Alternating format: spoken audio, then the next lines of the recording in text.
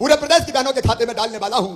लेकिन इस बार ये तारीख नोट कर लेना, 30 तारीख को रक्षाबंधन है, राखी का त्योहार। इस बार राखी धूमधाम से मनानी है, इस बार राखी बहुत आनंद के साथ मनानी है। 27 तारीख को राखी के दिन नहीं, 27 तारीख को इतवार के दिन राखी मेरे साथ मनाइए। एक जगह मैं रहूंगा, आप सब अपने अपने गांव में इकट्ठा होइए और उस राखी के दिन फिर भाई आपको कुछ ना कुछ उपहार देने का सोचेगा मेरी बहनों, ताकि तुम्हारी जिंदगी और बदले, तुम अपनी जिंदगी में और आगे बढ़ पाओ। और एक बात और मेरी बहनों, हमको अब संगठित होना चाहिए, बहनों को इकट्ठा होना चाहिए। इसलिए मैंने बनाई लाडली बहना सेना। जरा लाडली बहना सेना में कौन कौन बहने हाथ ऊपर उठाओ, लाडली बहना सेना हाथ ऊपर उठाओ। ये मेरी लाडली बहना सेना है। ये बहनों के कल्याण की सब योजना जमीन पे लागू करवाएगी। अब हाथ नीचे कर लो। लाडली लक्ष्मी हो, बेटी की शादी कराना हो, बच्चों की पढ़ाई लिखाई हो, बेटियों पे कहीं अन्याय अत्याचार हो, उसके खिलाफ ये बहनें लड़ेंगी और भाई इनके साथ रहेगा। ये लाडली बहना सेना ऐसे ही नहीं है, इसको अधिकार देकर सेना बनाया है मेरी बहनों।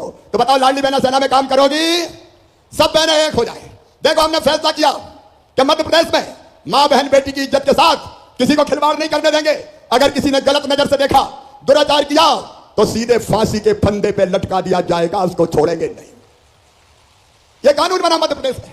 दारू की दुकान के पास शराब के जितने हाथ थे वो बंद करने का काम किया। लेकिन मेरी बहनों, केवल 3000 रुपया नहीं, शिवराज का संकल्प सुन लो। मेरा लक्ष्य है हर बहन की आमदनी घर का काम काज करते हुए कम से कम 10,000 रुपया महीना होना चाहिए। और इसलिए आजीविका मिशन बनाया। आजीविका मिशन में कौन कौन बहनें, जरा हाथ उठाओ। समूह की बहनें देखो, ये मेरी समूह की बहनें, कई काम इन समूह की बहनों को दे रहे हैं और इनकी आमदनी लगातार बढ़ती जा रही है। तो गरीब नहीं रहेंगे, बदहाली में नहीं जिएंगे, आंसू नहीं बहाएंगे, आगे बढ़ेंगे और अपने परिवार को आगे बढ़ाएंगे। बोलो बहनों, सब आगे बढ़ने को तैयार हैं तो उठाओ हाथ। लेकिन एक बात और सुन लो, आगे बढ़ने के लिए हम सबको इकट्ठा होना पड़ेगा। बोलो सब साथ साथ रहेंगी? जोर से बोल के बताओ, सब साथ रहेंगी? चिंता मत करना, भैया तुम्हारे साथ है। जब तक मेरी सांस चलेगी मैं तुम्हारा साथ दूंगा मेरी बहनों, मैं तुम्हारा साथ दूंगा। हमको एक ताकत बननी पड़ेगी, राजनीतिक ताकत भी बनना पड़ेगी। हमको यह संकल्प भी करना पड़ेगा कि जो हमारा साथ देगा हम भी उसका साथ देंगे। बताओ सही बात है कि नहीं? अरे जो अपना साथ दे उसका साथ देना चाहिए कि नहीं? तो बहनों, हमको एक राजनीतिक ताकत भी बनना पड़ेगा कि जो हमारे साथ है हम उसके साथ हैं, जो हमारी भलाई करेगा हम उसके साथ चलेंगे। तो आओ मेरी बहनों, पूरे प्रदेश की बहनों, आओ मेरे साथ संगठित हो जाओ, भाई के साथ चलो, भारतीय जनता पार्टी की सरकार के साथ चलो। मोदी जी अद्भुत प्रधानमंत्री हैं, आइए उनके साथ चले और अपनी प्रगति और विकास का एक नया इतिहास बनाएं। बोलो मेरी बहनों, मेरे साथ चलोगी? जोर से बोल के बताओ, भाई के साथ चलेंगी? भाई के साथ चलेंगी? भाजपा सरकार के साथ चलेंगी? मोदी जी के साथ चलेंगी? भाई का साथ देंगी? तो आओ संकल्प करें आज रीवा वृत्त की इस पवित्र धरती से कि हम भैया के साथ हैं, जो हमारा कल्याण कर रहा है हम उसके साथ चलेंगे और बहनों की और बेटियों की जिंदगी पूरी तरह से बदलेंगे। यह संकल्प लेने के लिए मेरे साथ उठाइए दोनों हाथ, सब बहनें इधर भी और इधर भी, बांधिए दोनों मुट्ठी और मेरे साथ बोलिए, भारत माता की, भारत माता की। मेरी लाडली बहनों की, मेरी सभी बेटियों की, मातृ शक्ति की, मैं भी तुम्हें वचन देता हूं कि जीऊंगा तो तुम्हारे लिए और अगर कभी मरना पड़ा तो मरूंगा भी तुम्हारे लिए मेरी बहनों। तुम्हारी जिंदगी बदल के मानूंगा इस उद्घोष के साथ। और मेरी प्रिय बहनों, मैं अपने भाइयों से भी कहना चाहता हूं, ये लाडली बहना योजना केवल पैसा देना नहीं है, केवल पैसा देना नहीं है। ये 1000 केवल पैसा दे दिया बहनों को, इतना छोटा कार्यक्रम नहीं है। ये 1000 रुपया बहनों का सम्मान है, ये 1000 रुपया बहनों का आत्मविश्वास है, ये 1000 रुपया बहनों की पूजा का प्रतीक है, ये 1000 रुपया भारतीय जनता पार्टी की सरकार और शिवराज का बहनों के बीच में नहीं बैठी, शिवराज का और सरकार का बहनों के लिए समर्पण का परिणाम है। मेरे भाइयों, मैं आपसे भी कहना चाहता हूं, यह विचार मेरे मन में क्यों आया? अभी राजन जी कह रहे थे कुछ लोग कहते चुनाव, और मैं आज से कोई यह काम कर रहा हूं। मैं आज आपको बताना चाहता हूं बचपन की एक घटना। सब बहनें मुझे सुन रही है ना? सब सुन रही है? तो बोलो भारत माता की। मेरे भाइयों और बहनों, इस देश की धरती पर बहन और बेटियों की हमेशा पूजा हुई है, लेकिन बीच में एक कालखंड ऐसा आया कि बहनों को पर्याप्त सम्मान नहीं मिला। हालत इतनी बिगड़ गई कि बेटी अगर जन्म ले ले तो घर पे मातम मनाया जाए। बेटा और बेटी में भेद होने लगा। बेटा पैदा हो तो खुशियां मनाओ, बधाई गाओ, लड्डू बांटो, फायरिंग करो, खूब खुशियां मनाई जाए। और बेटी अगर पैदा हो जाए तो मां का चेहरा भी उतर जाए। बोलो मेरी बहनों, सही है कि नहीं? अरे बोल के बताओ, सही है कि नहीं? लालसा ये होने लगी कि बेटे ही जन्म ले, बेटा कुल का दीपक, बेटा बुढ़ापे की लाठी का सहारा। अब बेटा बुढ़ापे में लाठी का सहारा बनेगा कि लाठी मारेगा, इसका कोई ठिकाना नहीं है। लेकिन मैं ये गारंटी ले सकता हूं कि बेटी जब तक जिएगी उसकी हर सांस माता पिता के लिए चलेगी। मेरी बहनों, माता पिता के लिए चलेगी। लेकिन इसके बाद भी बेटियों के साथ अन्याय होने लगा। मैंने अपने घर में देखा। बचपन में मुझे ज्यादा लाड मिलता था, मेरी बहन को कम प्यार मिलता था। अच्छा कौन खाएगा? भैया। अच्छा कौन पहनेगा? भैया। बेटी बोले वो तो बाद में देख लेंगे। बहनों के साथ अन्याय हुआ, बेटियों के साथ अन्याय हुआ।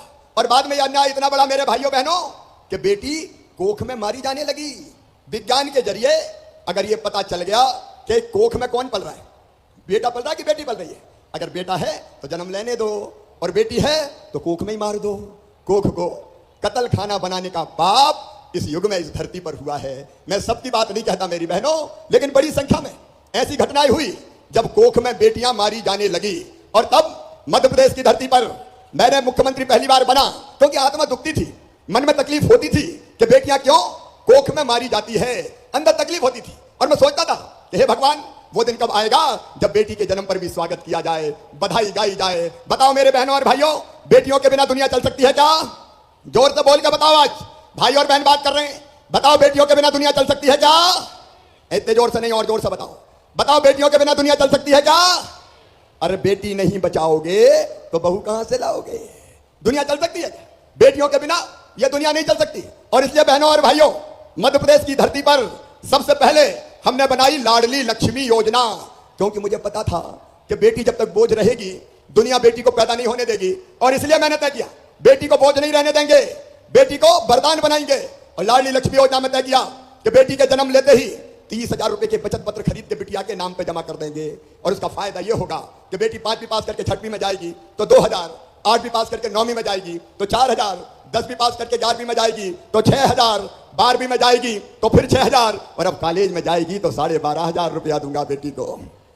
और कॉलेज पास करेगी, ताली बजाओ तो जोर से बजाओ अपना कार्यक्रम है। और कॉलेज पास करेगी तो फिर 12,500। बेटी लखपति मध्य प्रदेश की धरती पर हो, यह कोशिश की। मुझे लगता था, भारतीय जनता पार्टी की सरकार को लगता था कि बहन की इज्जत और सम्मान नहीं बढ़ाई तो बहन के साथ दूसरे दर्जे का व्यवहार होगा। बताओ मेरी बहनों, कुछ साल पहले जब तुम्हारा भाई मुख्यमंत्री नहीं था, बहनें चुनाव लड़ती थी क्या? सरपंच का? अरे बोल के बताओ, लड़ती थी क्या? लड़ने नहीं देते थे। चुनाव कौन लड़ेंगे? साहब लड़ेंगे। और बहन क्या करेगी? रोटी बना, चूल्हा बार, 100 आदमी आ रहे हैं, 200 आदमी आ रहे हैं। जब मैंने सोचा, भारतीय जनता पार्टी ने सोचा कि बहनों को अगर आगे बढ़ाना है तो वो सरपंच बने, नगर पालिका अध्यक्ष बने, जनपद में जाए, जिला पंचायत में जाए, बड़े पदों पर पहुंच के गांव और शहर की सरकार चलाएगी तो उसकी इज्जत बढ़ेगी और वो बहनें आगे बढ़ पाएंगी। और इसलिए मेरी बहनों, स्थानीय निकाय के चुनाव में, मतलब पंचायत हो, चाहे नगर पालिका हो, चाहे नगर निगम हो, हमने फैसला कर दिया कि आधी सीटों पर केवल बहनें चुनाव लड़ेंगी, वहां भाई चुनाव नहीं लड़ पाएंगे। कानून बना दिया, कानून। और आज देखो, जिला पंचायत की अध्यक्ष नीता कौल बैठी है। आप बताओ मेरी बहनों, आज दिल से अपने भाई को बताना, अगर ये कानून में नहीं बनाता तो बहनों को कोई चुनाव लड़ने देते क्या? ऐसे हाथ मत हिलाओ, जोर से बताओ, लड़ने देते क्या? नहीं लड़ने देते। घर में घुस, रोटी बना। लेकिन ये तुम्हारा भाई है, भारतीय जनता पार्टी की सरकार है कि हमने यहां तक तय कर लिया कि बड़े पदों पर पहुंचो, इससे इज्जत बढ़े, सशक्तिकरण हो। और केवल इतनी बात नहीं है मेरी बहनों, बेटियों की शादी अब मामा करवाता है, भारतीय जनता पार्टी की सरकार करवाती है। पुलिस में भी ये मेरी बेटियां देख रहे हैं, पहले पुलिस में बेटियां होती नहीं थी, पुलिस में केवल बेटे होते थे। मैंने तय किया कि 30% भर्ती पुलिस में बेटियों की करूंगा। बेटियों के हाथ में डंडे आएंगे तो गुंडों को भी ठीक करके दिखा देगी। बोलो सही है कि नहीं? अरे जोर से बताओ, बेटी पुलिस में आना चाहिए कि नहीं? बेटी पुलिस में भी आना चाहिए। मास्टर जैसी नौकरियों में 50% भर्ती केवल बेटियों की। और केवल इतना नहीं मेरी बहनों, मकान, दुकान, खेत अगर कोई खरीदता है तो कोई औरत के नाम पे खरीदता है क्या? अरे खरीदता है क्या? पतिदेव के नाम पे। हमने अब कानून बना दिया कि मकान, दुकान, खेत अगर कोई बहन के नाम पे खरीदेगा, बेटी के नाम पे खरीदेगा तो रजिस्ट्री का पैसा बहुत कम लगेगा। भाई के नाम पे ज्यादा लगेगा, बहन के नाम पे कम लगेगा। उसका फायदा क्या हुआ पता है? पतिदेव ने संपत्ति अपने पति के नाम से खरीद ली और बोले, गुड्डू की मम्मी तेरे नाम रजिस्ट्री कराई है मैंने, क्योंकि रजिस्ट्री का पैसा बच जाएगा। तो बहनों के नाम पे संपत्ति भी आने लगी। बोलो अच्छा किया कि नहीं किया? ऐसे नहीं, जोर से बताओ, अच्छा किया कि नहीं किया? ऐसे कई काम किए। संबल योजना बनाई, एक योजना और बनी, कि बेटा बेटी को जन्म देने के पहले 4,000 रुपया बहन के खाते में डालेंगे, जन्म के बाद 12,000 डालेंगे, ताकि बेटा बेटी को जन्म देने के बाद घर पर रह के आराम तो कर सके, अपने बच्चे को दूध तो पिला सके, तुरंत मजदूरी करने नहीं जाना पड़े। मेरी बहनों, ये कई योजना पहले ही हमने बनाई भारतीय जनता पार्टी की सरकार ने, लेकिन फिर भी मेरे दिल को चैन नहीं था, मन में एक बेचैनी थी। मैं ये देखता था कि मेरी बहन को अगर 1,000 रुपया की जरूरत भी पड़ जाए तो दूसरों के सामने हाथ फैलाना पड़ता था। 1,000 रुपया की जरूरत पड़े, 500 रुपया की जरूरत पड़े तो दूसरों के साथ हाथ फैलाना पड़े सामने कि मुझे 1,000 रुपया दे दो, मुझे 500 रुपया दे दो। बोलो सही बात है कि नहीं? सही है तो जोर से बताओ, सही है कि नहीं? छोटी छोटी राशि के लिए बेटा बेटी दौड़ के आ जाए माँ की गोदी में और कहे माँ मेरी फिराक फट गई, मुझे दूसरी फिराक दिला देना। अब माँ की इच्छा होती है कि अपनी बिटिया को फिराक दिला दे, लेकिन पास पैसे नहीं होते तो बताओ आंखों में आंसू आते कि नहीं आते? अरे आते कि नहीं आते? मन में लगता है कि नहीं कि काश मेरे पास पैसे होते तो मैं मेरी बेटी को कपड़े दिलाती, मैं मेरे बेटे को किताब दिलाती, छोटी मोटी बीमारी हो जाए दवाई का इंतजाम कर लेती, थोड़ा मोड़ा काम शुरू करना हो तो पैसे हो तो कोई काम धंधा रोजगार भी कर लेती। नहीं होते तो बहन रोती थी, आंखों में आंसू आते थे। और कई बार तो सगे भाई के पास भी अगर पैसा मांगने जाए तो वो भी कह देता था मेरे पास कहां रखे बहन, मेरे पास तो नहीं है। और इसलिए मेरे मन में बेचैनी थी कि शिवराज तू भी तो भाई है, तू बहनों के बेटा बेटी, तुझे मामा कहते हैं, तू उनका मामा है तो बहनों का भाई हुआ तू भी तो भाई है। बताओ मेरी बहनों में भाई हूं कि नहीं हूं?